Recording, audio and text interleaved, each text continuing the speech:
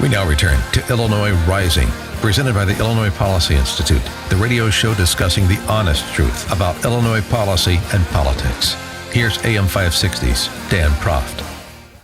Dan Proft back with John Tillman, President and CEO of the Illinois Policy Institute. And John, in the governor's budget address this year, a few weeks back, he said to the General Assembly, send me a clean K through 12 funding bill, but no games, no political games. I want a clean bill, so don't lard it up with other stuff. This is focused on K through 12 early education only.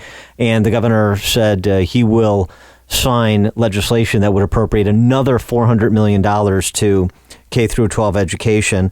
That has been received by the General Assembly, how they've received, at least at the Chicago Democrat leadership level, the General Assembly, how they've received most of Governor Rauner's proposals, which is to say they haven't received it. Well, I thought the Democrats were for the children. You know, a clean bill for the children seems to me an easy layup for the Democrats, except when it doesn't help them politically. And the key from, of course, Cullerton's perspective, the Senate President, Madigan's perspective, the House Speaker, is more money for Chicago public schools because it's a bankrupt, junk-rated system. They want the state to effectively provide some bailout of CPS, and this seems to be the impasse that the governor is looking at the state as a whole, and Cullerton and Madigan are mostly focused on the city of Chicago and continuing to try and prop up that failed system. Well, and they want the governor to, because they're used to this with Republican governors in the past, they want the governor to capitulate without getting anything that would be good for the entire state in return. And I think it's going to be an interesting standoff. The children, once again, are the pawns, and it's the Democrats who put them in the vice. All right. Well, for more on this, we're now joined by Diane Ratto. She is a reporter for the Chicago Tribune, does a lot of interesting work in the area of education funding. Diane, thanks so much for joining us. Appreciate it. Okay. So a little while ago, you put together a database with your colleagues that kind of tried to explain this Byzantine school funding formula and what the impacts on school districts would be to any changes in the funding formula. Can you help us kind of distill how $400 million that Governor Rauner proposed would be distributed, could be distributed, how the school funding formula takes a block of money like $400 million and funnels it to different school districts in different proportions throughout the state? Yeah, it's very complicated. I know. Yeah. Basically, we do have a system that is based on really the property wealth of districts. So for many, many years, there's been complaints that if you live in X zip code, that's always the thing they use, zip code, you will have better funding, mostly fueled by local property taxes. Our state system really doesn't give a lot of money to districts, believe it or not. We think they do, but when you look at the pie chart that's always on, various, presentations or on the website, the pie chart really shows how much local property taxpayers have to contribute, and it's usually almost 70% now on average around the state. So it's really those locals that are contributing. So from everything I can see from what the governor wants to do with what the State Board of Education wants to do is to continue trying to give that pot of state money, which again, some people don't think is big enough as it is, and they're trying to redistribute that pot of state money to the districts who have the poorest property wealth. And it's just a very difficult situation. I don't know if you followed how. Yeah, go ahead. Well, it's a bit difficult though to make this argument persuasive that Cullerton and Madigan and those flacking for Chicago are trying to make too, isn't it? Because unlike those districts you were describing generally, the majority of CPS funding comes from state and federal dollars. In addition to that, you have a CPS system, the largest system in the state, of course, that spends more per child than a lot of those suburban school districts that you were talking about, including from my hometown, Wheaton, where you got a pretty good school system that spends about 20% less per pupil than Chicago does. Yeah, I think what's happening with Chicago, and I'm not sure on when you say Chicago isn't contributing more than the state, I still think the local taxpayers are still contributing most of that pie. 49% actually in Chicago. Yeah. Okay, so that's close.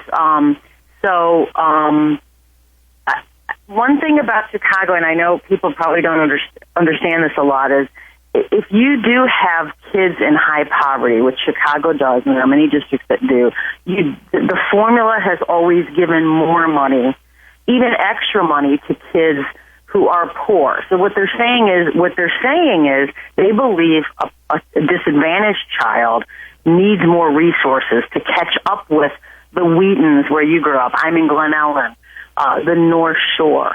So that is one of the things academic researchers look at all the time. They're saying a kid who is disadvantaged they claim, does need more resources. So I think that's what's happening with Chicago. And when you look at how much they're spending per pupil, I don't know. It's kind of in between. It's not the highest or the lowest. It is a unit district, and that's one of the issues we have in Illinois. We have a variety of small districts, elementary only, then high school only. The unit districts are K through across the board, K through 12, and they are usually, like you said, you're from Wheaton. Yeah. Those taxes are higher than Wheaton than where I live in Glen Ellen. We're like, I could walk to Wheaton from my house, but my taxes are higher because I have to pay for an elementary district, right, and an individual high school district, and you don't. You pay for K through 12, and it is always cheaper. So Chicago is a unit district, so they are doing, that helps in terms of the money, as opposed to a separate elementary or a separate high school district. Yeah, whenever I sort the order of what people are paying, per kid, Chicago's kind of in the middle. It really isn't dramatically higher or lower.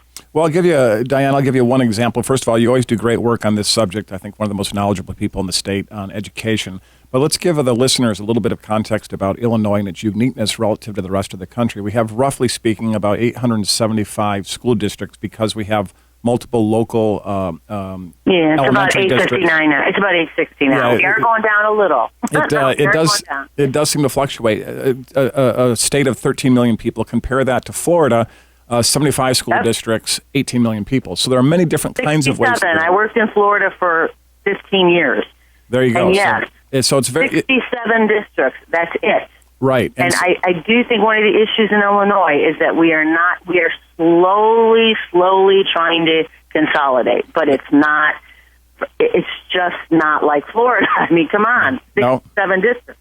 No, it's very different. But I think that's an important thing to distinguish. And the reason that fewer districts are better and having what I like to call vertical accountability in a given school district is that then the school board has to allocate finite resources for elementary school and then for middle school and high school, high school. So I think that's a key difference. The other point, though, going back to the money, is, as most people know, local property taxes, state funding, and federal funding are the three slices of the pie. Local is almost always more. The whole point of the general state aid and the money that comes out of the state to Chicago is to equalize the fact that Chicago has a lower property wealth. But in the end, the net effect is that the Chicago public school system on a per-student basis is getting roughly $15,000, you might have the precise number, per student. A class of 20, there's $300,000 going into that classroom. Pay the teacher $100,000. Tell me where the other $200,000 goes. That's the issue. No, none of us know, right? That's the key question. Yeah. That's the key question. Where does the other $200,000 go? If you go out to a school district in Glen Ellen or Wheaton or in the North Shore where I live, you can figure out where that money goes because it's the unbelievable facilities, beautiful places. I mean, these are amazing school systems. And yet Chicago has similar amount of money, and in some cases more money, and it's all falling apart. I wonder why. I don't know most of the time. If you go open their budget and it's 500 pages, it's just very difficult to understand where all the money goes. And that's on purpose, by the way. Well, I guess, and I normally, I have to say we have a separate CPS reporter who follows it much more closely individually for CPS, but I do a lot of the statewide stuff, and I do find it easier when I'm doing the statewide stuff to see clearly where districts are spending, and I don't know. Chicago is just a different animal, and it's very difficult. But I understand the challenges they have. They are not like the affluent districts that, have everything. They're just not. And so there is, again, an academic research saying these kids are disadvantaged. They probably need more. How much more? I don't know. I don't think that's clear. All right. Diane Rado, okay. we will see you on the other side of the next teacher strike. Oh, my God. Diane Rado, Chicago Tribune reporter, thanks so much for joining us. Okay. Thanks, Diane. Appreciate it.